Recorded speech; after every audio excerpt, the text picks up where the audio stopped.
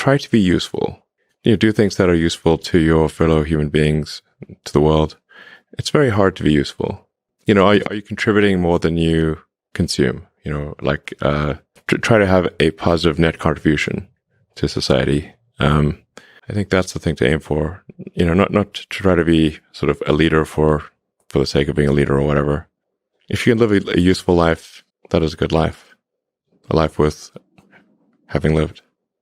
And like I said, I would encourage people to use the mental tools of physics and apply them broadly in life. When you think about education and self-education, what do you recommend in terms of learning about how you can become useful, as you mentioned, how you can have the most positive impact? Well, I'd encourage people to read a lot of books. Just read, basically try to ingest as much information as you can, and try to also just develop a good general knowledge. So you at least have like a rough lay of the land of the knowledge landscape. Try to learn a little bit about a lot of things. Because you might not know what you're really interested in. How would you know what you're really interested in if you at least aren't like doing a peripheral exploration broadly of the knowledge landscape, and talk to people from different walks of life and different industries and professions and skills and occupations. Just try learn as much as possible.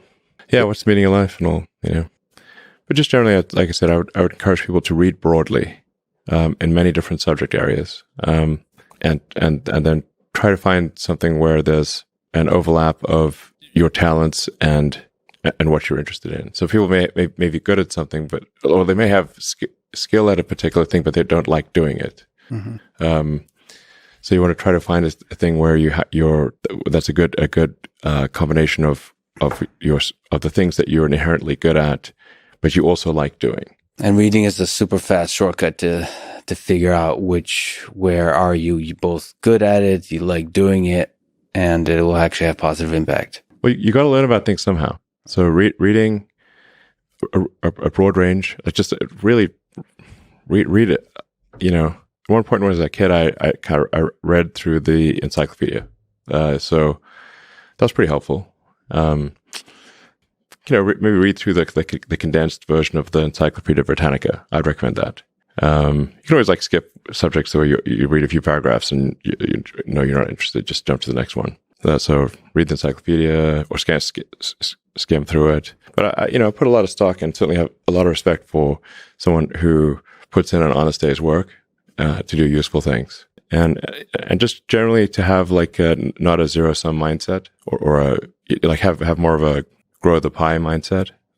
If you sort of say when we see people perhaps including some very smart people kind of taking an attitude of doing things that seem morally questionable, it's often because they have at a base sort of axiomatic level a zero sum mindset, and they, without realizing it, they don't realize they have a zero sum mindset, or at least they don't realize it consciously. And so if you have a zero sum mindset, then the only way to get ahead is by taking things from others. If the pie is fixed, then the only way to have more pie is to take someone else's pie.